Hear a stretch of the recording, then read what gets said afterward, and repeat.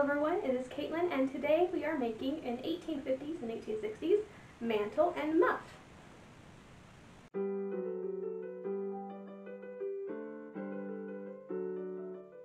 Alright, so let's get started. So this is what it looks like beforehand. It's just like this wine-colored cotton velveteen. It is trimmed with right now faux fur, and we're going to put real fur on it because that is what's purely correct, and that's what we're going to do. My thing about fur is I prefer it to be fur from an animal that's also going to be eaten for its meat. For this project, it's rabbits, which I've made sure were meat rabbits, and then we're just using the whole animal as opposed to wasting the pelts. So that is what we're going to be doing today. It is lined currently with a quilted cotton sateen, which is lovely. However, I portray extremely wealthy people, and cotton sateen just isn't going to cut it. I'm going to redo this in silk. So I have on order, it's not quite here yet, so I'm going to wait a little bit to put it on. I have some lovely green, like a light green actually, silk, which I think is going to be lovely against the red. So I like the blue and the red. In fact, the original that I based this off of was not trimmed at all. It was just the mantle, and I took the shape from it. It was purple velvet with blue lining. So I just kept the blue lining. I couldn't find any purple velvet, so I found this was the closest thing to purple that I could find. And then I just added the fur for, fun. So we're going to redo this. I'm going to redo it with the green. I think we're also going to quilt that. I think that would be fun and kind of keep it a little warmer. A mantle is kind of like a shaped shawl in a way that it doesn't really have arms, but it's not really like a cloak.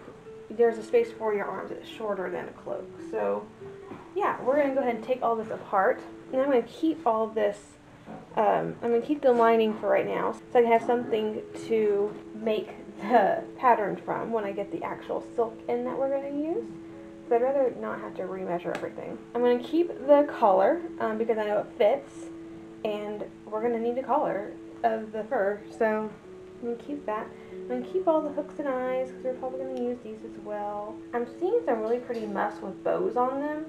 And I'm thinking, especially on that muff, that black fur with the very light green lining and also a bow to match, I think that would be really pretty. There are dogs playing, sorry. I swear, they wait until I start filming, and as soon as, because my camera makes a little beeping noise whenever it starts to film, as soon as they hear that, that's when they start that. But anyway, where was I? Let's talk about something. Oh yeah, fur. Oh, there's another pin. I've been finding random pins from when I actually sewed this thing together. I just saw one a few minutes ago. And there's another one. This is where all my pins go. They're in projects, just kind of in there. I've worn this probably 6 or 7 or 8 times in the, past 4 or 5 years since I made this. Apparently I never noticed that there were pins everywhere. Fun. Okay. Fabric came in. Look how good it looks with that red velvet. Like, I am so happy I went with the shade of green. I think we're going to go ahead and piece it, because I had this lining in 2 pieces because probably my fabric wasn't wide enough to cut it as one, but it's just like an inch off. I think I can piece that, and I think it'd be easier, and there wouldn't be a seam there. I think I like that better. As long as this isn't shaped and it really is a straight seam, which it looks like it is good.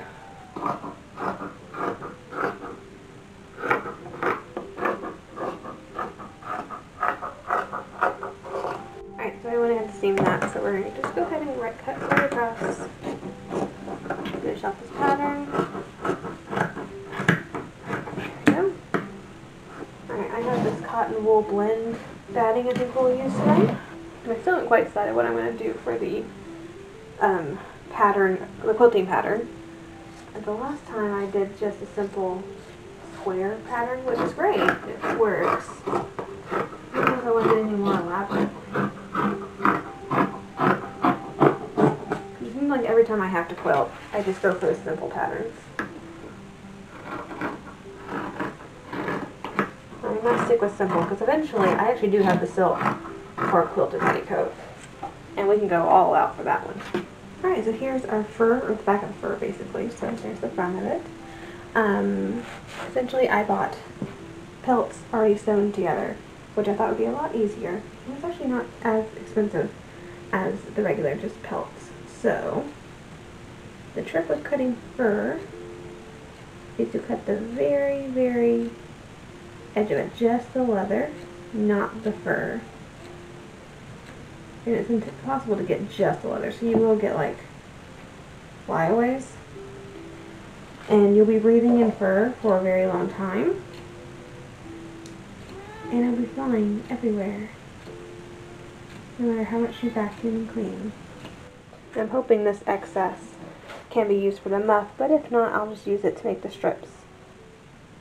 Okay, so basically what I'm doing is I have my ruler that's 2 inches wide, and I'm just marking on the very end with chalk, moving my ruler over to that line and making a new line until I have this done, and then I'm going to come back across and do the same thing across. So we'll have little diamond shaped pieces. And I'm going to quilt this with a thread that's going to closely match the lining fabric. So that one side is done, or the one way is done, so now I'm just marking the other direction to kind of make my little squares. And it's basically doing the exact same thing. It's just marking them, and then we'll go ahead and stitch them up. Next step is going to be cutting out the lining and batting for the muff. And so I have the silk here. The muff that I took apart to make this the lining was 12 inches by 20 inches, so I'm probably just going to keep with that. I also want a few other things on this. One, I want a little bit of lining silk in like a tie form that I can slip my wrist through to hold on to the muff when I'm using my other hand for something. So I know that they were sometimes attached in bonnets, but sometimes not. So the whole string that goes around your neck thing is later century. That's not what I want. It's just a little thing that will just slip over my wrist. And I'm going to aim for it being about 1/2 inch wide when it's done. So I'm going to cut something that's 2 inches wide. And I'm assuming it needs to be on the straight, so it doesn't, really, so it doesn't pull apart. I'm going to measure, because I need it to be able to go, so there's 10 inches. 10 inches will slip over my hand, and I also need a seam allowance because it's going to be stuck in the lining. Can I go a little like 10.5? I don't want it to be like hard getting on and off, but I don't want it to just slip off either. I think 9.5, so I'll cut it 10.5 inches long. I also need some piping, or bias really, to make the binding.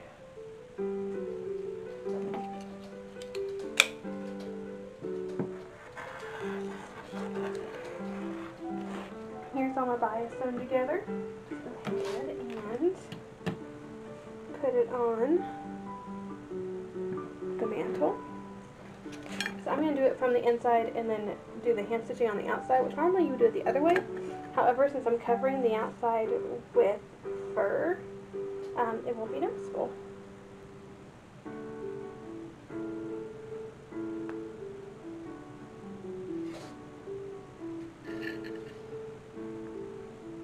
And then whenever I get this completely pinned in, I will stitch it on by machine 1/2 inch from the edge, because that's what I decided I was going to do. And that's what I cut the bias for. And then we can flip it over and start hand stitching it from the front side. Cut a batting piece of the lining.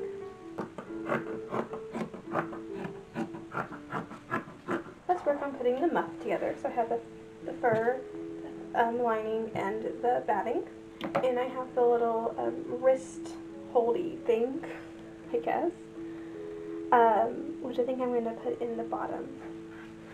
So I'm going to start with sewing this to the fur. Probably going to do this by hand with a whip stitch. Alright, so that worked out pretty well, so I think we're going to continue sewing it by machine. I didn't catch too much of the fur part, so it's still kind of folding itself over, which is kind of what I wanted it to do. Really liking the green with it. I'm going to pin this side, do the same thing, and I'll have like a little tube. And now we have a tube. So we turn the tube inside out.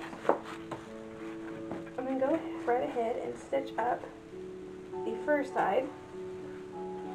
In case I need to pin it first, I'm going to leave the lining part free as of right now. The fur is kind of coming out as I was sewing it, so we're going to have to pull it out by hand. I'm just going to take it back inside out, or right side out really. Now we have it inside out, because there's the lining and the furry parts in the center here, which is really soft. It must just be like this, silk on the outside and the furry bits on the inside. Then I can feel the fur. Okay. So now we're going to stitch up this part. So this. I also have my little icky thingy. So let me real quick turn this all the way inside out and figure out if this is my bottom. This side's going up, so this is going to be, okay. So this is the side I want to put in. I can put a little pin in here. I want the thing on this side, so my left hand, because I'm right-handed. So I figure if I'm going to be holding it to do something, I would want my right hand free. So I want the thing to hold it to fit on my left hand, if that made any sense whatsoever.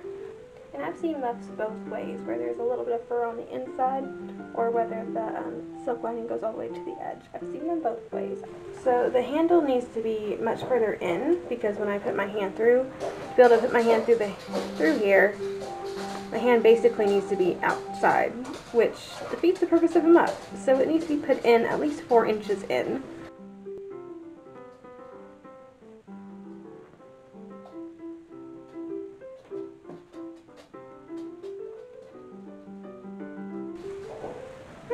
Same thing, turn it back out, and hopefully that fixes the problem. Alright, so I'm working on binding the edge of the mantle. So just little whip stitches. That's on. Next step for this is to sew on the fur. So it's just going to go down here, and I'm wondering if it might be easier just to sew it by strip and then attach the piece to the bottom.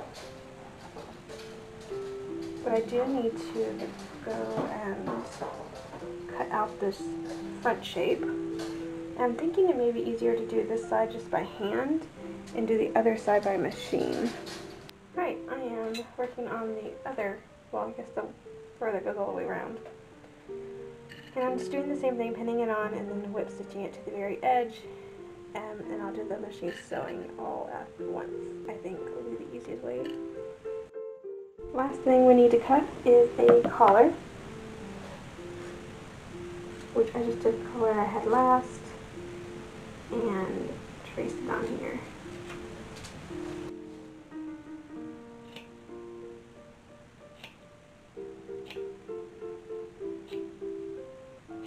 Alright, we're going to work on the last step of the mantle. We're going to put in hooks and eyes.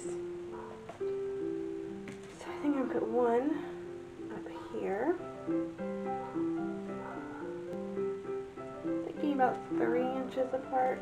This outer wear, so it doesn't need to be super secure.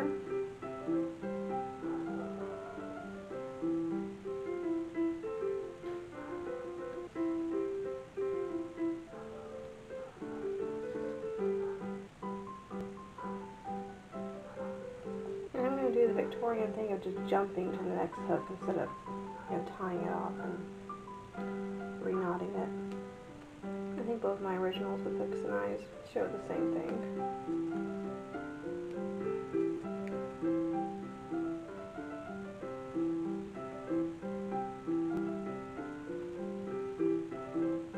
Alright, I think the only thing else I want to do with this project is to put bows on the muff.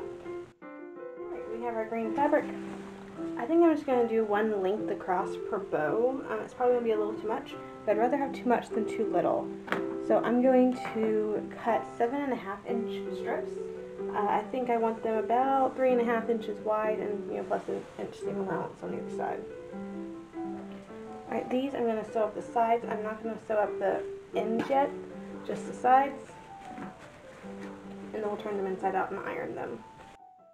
Alright, bows. So I have the little piece made up, And actually the ends are already salvaged, and so I don't even think I'm going to finish them. I made one up, and I think it turned out really cute. Just a little double bow. We've made double bows on the channel before, but I think that'll look really good on the muff. So now I kind of repeat the same thing. We'll see how well this works. So,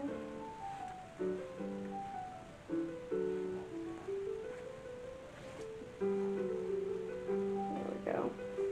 Now I'm going to wrap it around through the loop. Tighten it. There we go. And pull this a little bit tighter. Make the bow is a little smaller. That's what I have over here. And then I'm just going to mess with it till I like the way it looks. Alright, so here's the bottom, and I want them on the bottom. I'm going to take my bow, stick it right where I want it.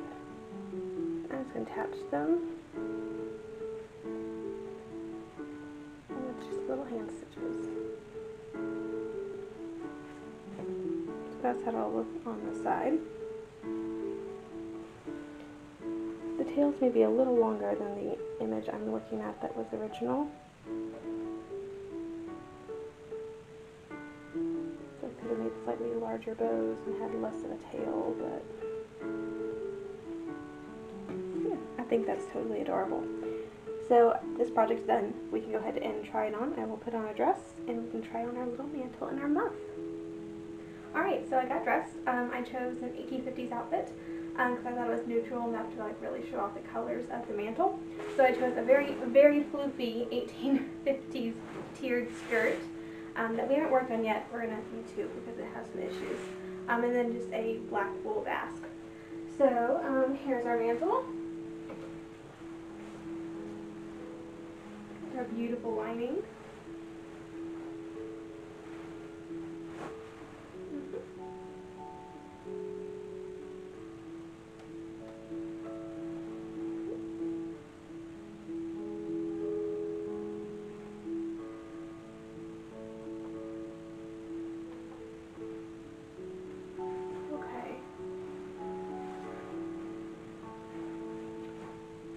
So there's the mantle.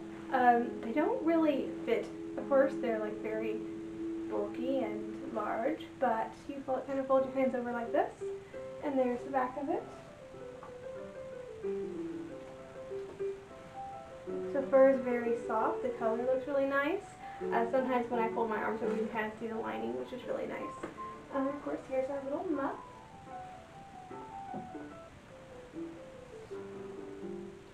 Run a little hand little bit here to the left of the hamster. There we go. And so yes, I am ready to go out. I'll actually not quite on the bonnet on, do I? Let me fix that very quickly. Move my hands over this. My choices for 1850s bonnets is somewhat limited. I only have two, and one of them is a straw bonnet, so not exactly appropriate for, you know, things where I'd wear fur. So this is probably going to be my best bet. There we are. So yes, I definitely feel very dressed. Yes, very fully dressed. But yeah, I think it looks really nice. I mean, the effect is really nice. I think I put my hair in the wrong spot. I did. I put it far too low. Oops. Sometimes I forget what area I'm doing and do the wrong hair.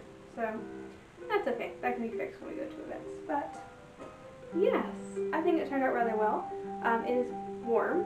It was a little chilly in here. I feel fine right now, but my hands are definitely nice and toasty in this thing. Little bows turned out so cute. Definitely love the colors that I chose for this. I love the red. I love, you know, the bright green that you kind of see kind of randomly, and of course you see it with the muff as well.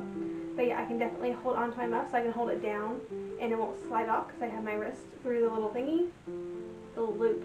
It's called a loop. I've been struggling for that word since we started this. When we start filming, it's a loop.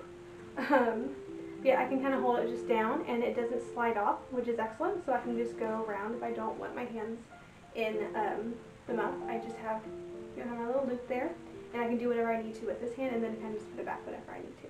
So that turned out very well. Fix the bonnet again. So I'm actually very glad I got this done because in a couple months I'm going to be going to the Texas Living History Association conference, and it's usually end of January, and it's northeast Texas, so it's probably pretty chilly. So I'll definitely be bringing this along. I tend to dress out the whole weekend, so this will be a nice little addition. But yeah, thank you so much for joining me on our little outerwear adventure and kind of delving back into the 1850s and 1860s for a little while. I know we've been kind of stuck in the 1830s for a while, and we're going to continue being in the 1830s for the next couple weeks, just because I'm trying to build up that wardrobe. But it was nice to kind of come back into what I normally do.